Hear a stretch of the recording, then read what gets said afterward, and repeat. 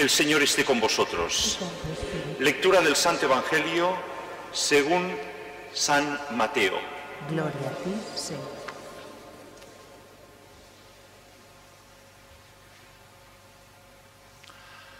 Al enterarse Jesús de que habían apresado a Juan, se retiró a Galilea, dejando Nazaret, y se estableció en Cafarnaúm, junto al mar, territorio de Zabulón y de Neftalí, para que se cumpliera lo que había dicho por medio del profeta Isaías: tierra de Zabulón, tierra de Neftalí, camino del mar, al otro lado del Jordán, Galilea de los gentiles.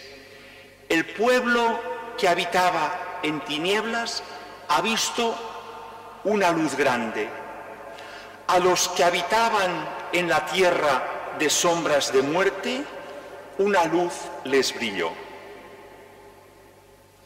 Desde entonces empezó Jesús a predicar diciendo: convertíos, porque está cerca el reino de los cielos.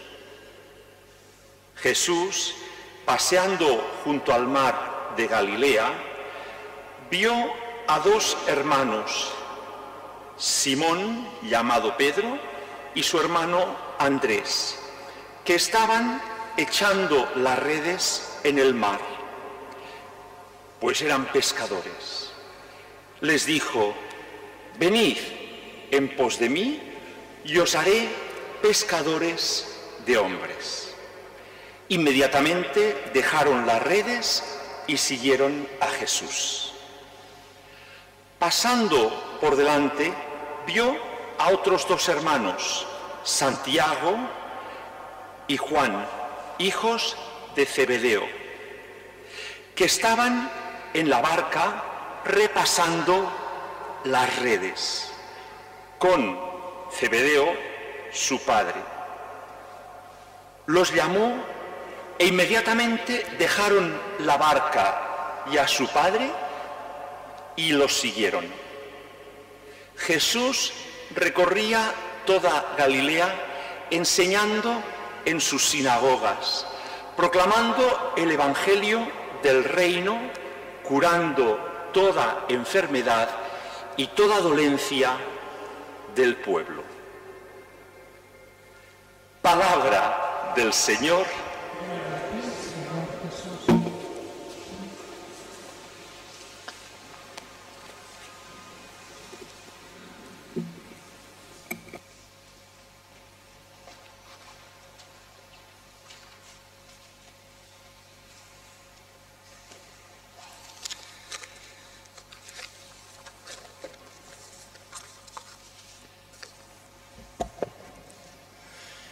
Si puede hacerse ese beso a la palabra de Dios mejor, pues es bueno. Los besos tienen su significado. Fijaros, a nosotros nos gusta dar besos a las personas que amamos. Yo, gracias a Dios, puedo decir que mi madre, que todavía vive, lo único casi que sabe es dar besos. Con todo el cariño de dar besos, es importante. A mí me ha ayudado a descubrir la importancia del beso. Y el sacerdote en la Eucaristía da como mínimo 3 besos, 2 al altar, y cuando empezamos el sacerdote se acerca al altar y lo besa, no simplemente una reverencia, no, la reverencia antes, pero se acerca al altar y lo besa, es decir, un beso, que un beso no es sino es un beso. Y a la palabra de Dios también, un beso.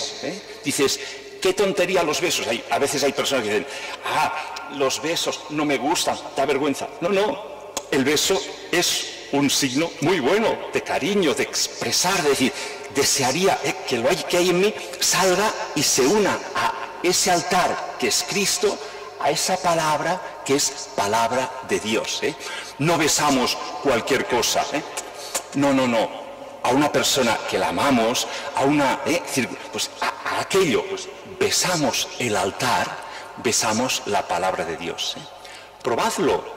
Si en casa tenéis una Biblia, pues besarla. Yo a veces he visto pues sacerdotes rezando las oraciones y que cuando han acabado, un beso, pues ayuda, tú que tienes esa Biblia en ruso, pues decir, un beso, pues está bien, es decir, dar el beso a la palabra de Dios, antes de ir a dormir, los hijos a sus padres le dan un beso, pues ¿por qué no nosotros, si cerca de la cama tenemos la palabra de Dios y a dormir, con ese deseo de me uno a la palabra de Dios para que, si puede ser, en el sueño Dios me inspire, me hable, recuerde esa palabra, o por ejemplo ahora ya va a cosas concretas, es decir, por ejemplo, leer el Evangelio del día siguiente. A mí me ayuda mucho leer el Evangelio que al día siguiente leeremos en la Eucaristía, que además el sacerdote predicaremos, y que uno se va a dormir ya con aquel trozo del Evangelio, que a lo mejor a medianoche uno se despierta y se acordará, y Dios le inspirará alguna palabra. Es decir, que es una buena práctica que, si queréis, ninguna obligación, pero que si queréis os invito a poder vivir la palabra de Dios. Es importante. Por eso el Papa ha querido instaurar, nos ha sorprendido un poquito. Bueno, ya lo había anunciado el año de la misericordia, ya dijo, debería haber un domingo especial dedicado a la palabra de Dios. Y uno diría, pero si cada domingo leemos la palabra de Dios, sí, pero marcarla como más importante, darse cuenta, es decir, que no solo venimos aquí a escuchar la palabra de Dios para irla comiendo, sino decir, es importante que profundicemos esa palabra que escuchamos en la Eucaristía, pero que cada uno de nosotros pensemos esa palabra de Dios, ¿qué importancia tiene en mi vida? Y la pregunta es muy clara. ¿Hay en casa una Biblia? Si ahora os dijera, en casa buscad la Biblia, no hay. O sí hay. ¿Y dónde está? Guardada. Como un libro más, uno más. O está en un sitio especial. O la tenemos pues abierta en un sitio, pues cada uno que lo piense. Y si hasta ahora no lo ha hecho, pues empecemos ahora, es una posibilidad. Y si ya lo hacemos, pues pensemos cómo nos puede ayudar esa palabra de Dios. Por ejemplo, una cosa muy clara, la Biblia, que es gruesa, la parte central están los salmos. Pues los salmos, que son 150 salmos, va muy bien porque la Biblia se mantiene abierta, que si pones al principio las hojas se pasan, o si pones al final las hojas se pasan. En cambio, de esta manera queda mitad más o menos a cada lado, pues un salmo y pasar para adelante, pasar para atrás. El salmo de hoy es una maravilla. Hemos practicado, el Señor es mi luz y mi salvación. Os digo, si alguno de los aquí presentes, a lo mejor los más jóvenes, participan del funeral mío porque un día me moriré, yo deseo que el salmo sea este. El Señor es mi luz y mi salvación. Y de hecho, cuando algunos habéis participado en funerales que yo pues me toca celebrar la Eucaristía, el salmo que escojo siempre es este.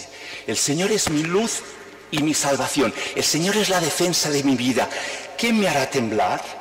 Una cosa, deseo vivir, poder en la casa del Señor, gozar para siempre de su compañía. Es decir, es ese deseo de cielo que todos, gracias a Dios, tenemos y que ya aquí, en esta vida, si estamos unidos a Él, no es solo esperar un día, no, ya ahora gozamos de esa palabra que nos va alimentando, que nos va iluminando.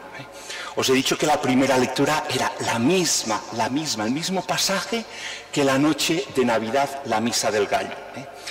A mí, cuando empecé como sacerdote, con vosotros los sordos, os acordáis que celebrábamos la Misa del Gallo en la Inmaculada Concepción. Os puedo decir claramente que me era muy duro, me era difícil, porque la noche de Navidad, a las 12 de la noche, celebrar la Eucaristía no es fácil.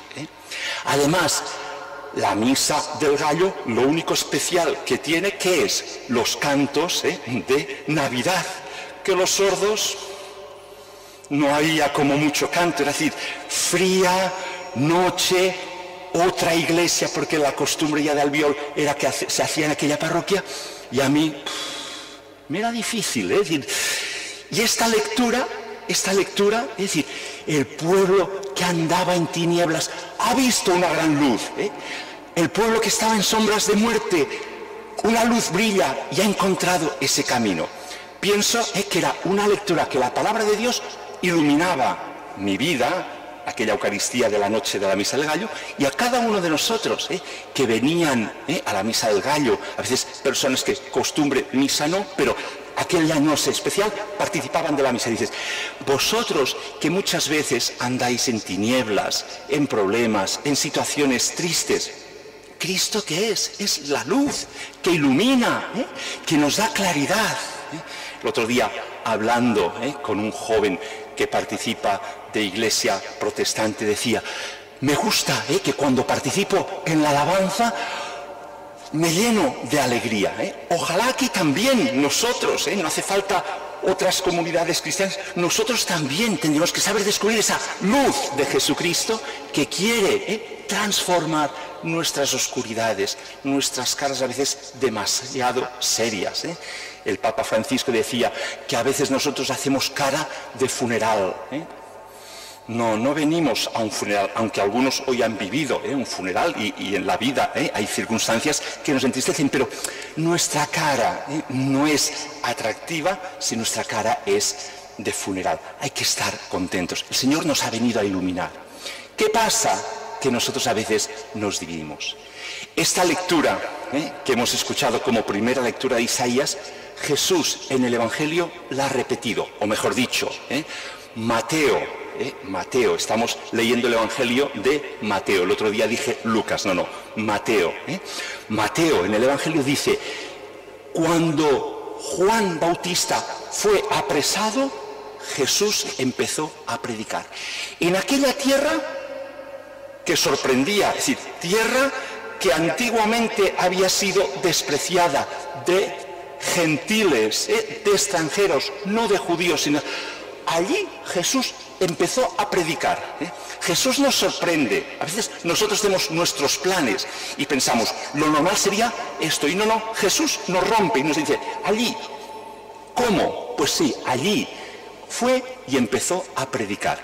Y aquella tierra que antiguamente estaba en oscuridad, en pecado, Jesús empieza allí a predicar. ¿Y cuáles son sus palabras? Las primeras palabras que Jesús cuando empieza a predicar dice, hola, ¿qué tal? Sed buenos. No, dice, convertíos. Si la primera lectura nos ha parecido de Navidad, las palabras de Jesús parecen de Cuaresma. Y diríamos, conversión, propio de Cuaresma. No, la Cuaresma es conversión, pero siempre necesitamos esa conversión. Todos necesitamos cambiar, mejorar. Hemos celebrado la conversión de San Pablo, que yendo, ¿era malo? No, era bueno. San Pablo era bueno, un buen judío, y pensaba que los cristianos eran una secta, y entonces iba contra los cristianos porque él pensaba, fidelidad a Dios, debo estar contra los cristianos porque yo debo ser judío como Dios quiere. Y se dio cuenta de que los planes de Dios era Jesús el Salvador, el Mesías. Y cuando se le aparece, cuando tiene el encuentro con Jesús, con una persona, como dice el Papa Benedicto XVI, dice, la vida cristiana es el encuentro con una persona que renueva, que cambia nuestra vida. Cuando encuentra a Jesús resucitado, su vida cambia. Y de bueno pasa a ser mejor, que es nuestra conversión. Ser mejores cada día. Este es nuestro objetivo. Y cuidado aquel que piense, yo ya me convertí, ya soy... No, necesito continuar convirtiéndome. O yo ya desde pequeño siempre he sido bueno. necesito convertirme. Todos necesitamos conversión. Y Jesús nos recuerda, empieza sobre diciendo, convertíos que ya está cerca el reino de los cielos. Y a continuación Jesús invita y empieza a llamar.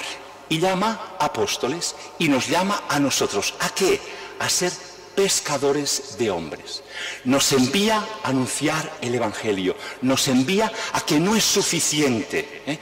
Y nosotros a veces nos equivocamos, pensamos, yo soy católico, yo soy ya buena persona, ya es suficiente. No es suficiente pensar en lo que yo hago. Es importante lo que yo hago para dar ejemplo, para ser de verdad. Pero hay que pensar también cómo ayudo a otros a acercarse a Jesús. La Iglesia existe para evangelizar, no para hacer un grupo cerrado y cuidarnos, sino para abrirnos a los demás, para invitar a otros. Pensémoslo. A veces decimos, es que vamos, pues ¿qué hacemos? ¿Qué hacemos para llegar a otros? Para sentir esa necesidad apostólica. Llamó a Pedro, llamó a Andrés, llamó a Santiago, llamó a Juan y nos llama a cada uno de nosotros y dice, deja y ven conmigo para ser pescador de hombres.